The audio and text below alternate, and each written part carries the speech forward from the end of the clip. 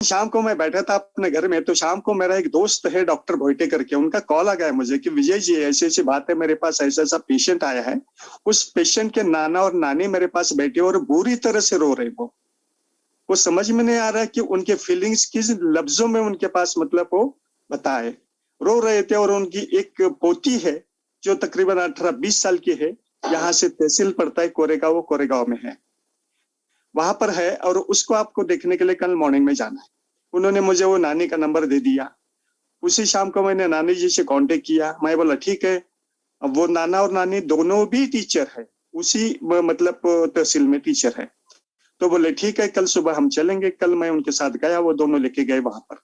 वहां पर जाने के बाद उनके उस लड़की के मतलब उनके लड़की और दामाद मतलब वो बच्ची के माँ बाप से भी मिले। काफी सीरियस लग रहे थे। उनके एक तो दोस्त भी और भी टीचर थे, दोस्त भी थे, बहुत सीरियस लग रहे थे, क्योंकि उनके घर में एक तकरीबन सा मातम सा छाया हुआ सब मैं महसूस कर रहा था। वहां जाने के बाद सबसे पहले तो उनकी फाइल वगैरह देखी बच्ची की, तो हिस्ट्री सुनी। हिस्ट्री से ऐसा पता चला कि 15 महीना पहले उसके नाक के लेफ्ट साइड में एक माउस बड़ा हुआ था, मतलब स्किन बड़ी हुई थी। तो उसके लिए वो हमारे सिटी के एक ईएनटी डॉक्टर का नाम नहीं लूंगा मैं शेयरिंग के दौरान, तो उनके पास गए थे। वहां जाने के बाद उन्होंने आज करेंगे कल करेंगे तकरीबन 6 महीने का टाइम पास कर लिया। और 6 महीने के बाद फिर उनको बुलाया ऑपरेशन के लिए। ऑपरेशन के लिए बुलाया। ऑपरेशन के दौरान पता नहीं क्या हुआ, उसके ब्रेन को जितना सफिशिएंट ऑक्सीजन जाना चाहिए था नहीं जा पाया उस बच्ची के, और वो कोमा में चली गई। जैसे कुछ देर बाद वो मतलब उन्होंने डॉक्टरों ने काफी कोशिश किया, वो सक्सेस नहीं हो पाया। उसके माँ बाप और उसके नाना नानी को उनके इन्फॉर्म किया कि ये ऐसी ऐसी बात हो गई। उन्होंने बच्चे को सीधा उठाया और पुणे लेके गए। पुणे के सबसे बड़े ईएनटी हॉस्पिटल में गए। वहां डॉक्टरों से काफी दिन मतलब वहां इलाज करवाने के बाद, कई लाख रुपए खर्च करने के बाद बच्ची को कोमा की हालत में वो घर पे लेके आ गए। आने के बाद कईयों ने फंसाया। पुणे के डॉक्टर ने भी बताया कि आपका जो आपके सिटी के डॉक्टर है, उनकी सबसे बड़ी गलती है कि वो सफिशिएंट ऑक्सीजन लेवल नहीं पहुंचा पाया उनके ब्रेन को, इसलिए वो कोमा में चले गए। ब्रेन सेल कुछ डैमेज हो गए। तो यहाँ आने के बाद उस डॉक्टर के ऊपर उन्होंने केस फाइल कर दिया कोर्ट में। जैसे कोर्ट का नोटिस गया, सेम डे उस डॉक्टर ने उनको 20 लाख रुपए मुआवजा दे दिया। खैर मुआवजा देने से या लेने से तो बात पूरी नहीं होती ना, बच्ची तो घर में चली गई। 15 महीने से वो बेहोश जैसी हालत में पड़ी थी, सेंसेशन नहीं था। और जब भी जग जाती थी सिर्फ आंखें खुली रहती थी, बाकी कुछ भी नहीं, बॉडी का सेंसेशन हाथ का नहीं, पैर का। और वो नाक के द्वारा मतलब वो पाइप लगी हुई थी जिसके द्वारा उसको मतलब वो लिक्विड मतलब चीज दे रखी थी, देते थे वो लोग। जैसे मैं वहां पहुंचा, ये पूरी कहानी मुझे पता लगी। चलो मैं बोला चलो बच्ची को देखना है। मैंने तो अंदर के रूम में गया, बच्ची को देखा मैंने। बच्ची लेटी हुई थी वर्टिकली, और उसके नाक में वो पाइप थी, और वो बिल्कुल डेड से मतलब एक कोमा में थी, तो मूवमेंट तो होगा ही नहीं। तो देखने के बाद मैं थोड़ा एक्यूप्रेशर का भी थोड़ा सा जानकार हूँ, तो थोड़ा उसके एक्यूप्रेशर पॉइंट, अभी 15 महीने एक जगह पे लेटी होने के बावजूद भी वो काफी मतलब कमजोर सी हो गई थी। तो सबसे पहले तो मैंने अपनी कंपनी, अपना product, how does it work, इसके बारे में पूरी जानकारी उन लोगों को दी थी। हालांकि उसके नाना नानी मास्टर थे, मास्टर है भी, तो उन्होंने बताया। इतनी अच्छी इंफॉर्मेशन आज तक हमारे लाइफ में हमें किसी भी डॉक्टर ने नहीं दी। बहुत खुश हो गए, उनके चेहरे पे थोड़ी सी रौनक आ गई, हंसी आ गई, क्योंकि उनको कॉन्फिडेंट हो गया कि ये जो बता रहे, जिसकी वजह से हमारी बच्ची शायद ठीक हो जाए 15 महीने के बाद भी। तो चलो मैं साथ में मतलब वो जैसे कि मेरे दोस्त डॉक्टर ने बताया, तो एक अपना 6,800 रुपए का प्रोडक्ट साथ में लेके गया था।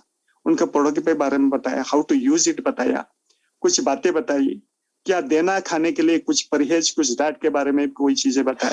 बताने के बाद उन्होंने शुरू किया, उसको लेना शुरू किया। मैं अपने घर पे चला आया। 90 दिन उनके उस बच्ची के माँ का फोन आया, बोला डॉक्टर साहब, मैं बोला काफी खुश लग रही है, आपका आवाज तो बड़ी अच्छी लग रही है आज। बोला आपको अच्छी चीज सुनाने के लिए, अच्छी खबर सुनाने के लिए मैंने कॉल किया। और उन्होंने अपनी ही बच्ची का वीडियो निकाल के मुझे डाल दिया व्हाट्सएप पर। वीडियो इस तरीके से था, बच्ची पहले जैसी जैसी जिस दिन मैं गया था 9 दिन पहले उसी तरीके से लेटी थी। उसकी माँ उसके मतलब पैर के पास में बैठी थी। एक पैर में वो खुजलाहट कर रही थी, और बच्ची अपने घुटनों से वो पैर ऊपर ऊपर 4-5 बार उठाने की कोशिश कर रही थी। ये पहला समय था 15 महीने के बाद जब बच्ची ने अपनी मूवमेंट शुरू की थी, सिर्फ और सिर्फ अपने ई बायोटेरिंग के प्रोडक्ट की वजह से। मैं बहुत खुश हुआ।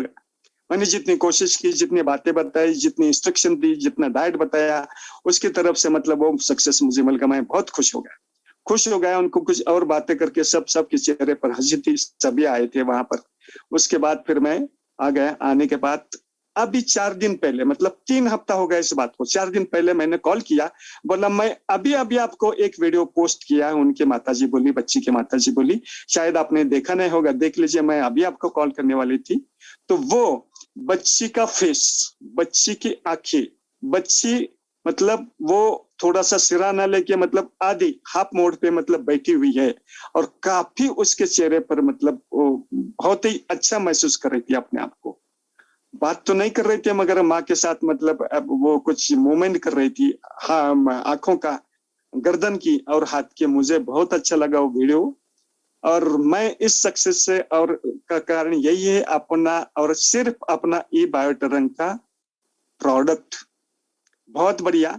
हालांकि दूसरे दिन मैंने क्या किया, ये दोनों वीडियो है जो मैंने मेरे स्टेटस पे शेयर की है, आधा घंटे इनके अंदर उनके नाना जी का कॉल आया मुझको, बोला डॉक्टर साहब ऐसा मत कीजिएगा, ये जब तक ठीक ना हो तब तक आप किसी भी आपके स्टेटस पर उनको अपलोड मत कीजिएगा। क्योंकि ऐसा है, जब तक गॉसिप समाज में क्या होता है, रहने वाले लोग, हमारे जो रिश्तेदार है, दोस्त लोग हैं, वो गॉसिप करते रहते हैं। तो मैं खुद बताऊंगी, जब वो पूरी ठीक हो जाएगी, आप पूरा मतलब वीडियो और पूरी इंफॉर्मेशन लोड कीजिएगा।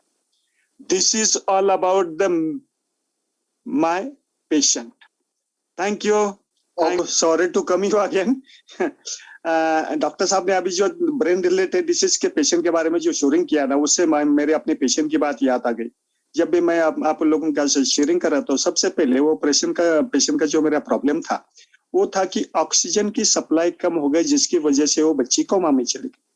जैसे मैंने आपको थोड़ी देर पहले बताया, वहां जाके प्रोडक्ट कैसे यूज करना इंस्ट्रक्शन दे दिया, तो उसके ब्रेन सेल को मतलब सफिशिएंट ऑक्सीजन नहीं मिली थी, जिसकी वजह से उनके माताजी को मैंने सजेस्ट किया कि ये अपना ये ब्रेसलेट है, ये ब्रेसलेट 3 या 4 घंटे के अंदर 15 मिनट 20 मिनट डेली, सुबह दोपहर शाम 3 टाइम लगाना है। अच्छा। क्योंकि उनके ब्रेन सेल ही डीएक्टिवेट हो चुकी थी। अपने ब्रेसलेट की वजह से ब्रेन सेल एक्टिवेट हो गई, और all activities of the body are totally controlled by the brain itself. ये तो सभी को पता ही है। तो इस तरीके से वो ब्रेन सेल सिर्फ अपने ब्रेसलेट की वजह से एक्टिवेट करते करते करते करते लड़के का मतलब ये यहाँ तक मतलब इम्प्रूवमेंट हो चुका है। यही बात बताना चाहता था, जो कि सबसे खास बात थी स्टोरी के अंदर की। जी जी जी। Thank you sir, thank you very much, thank you very much.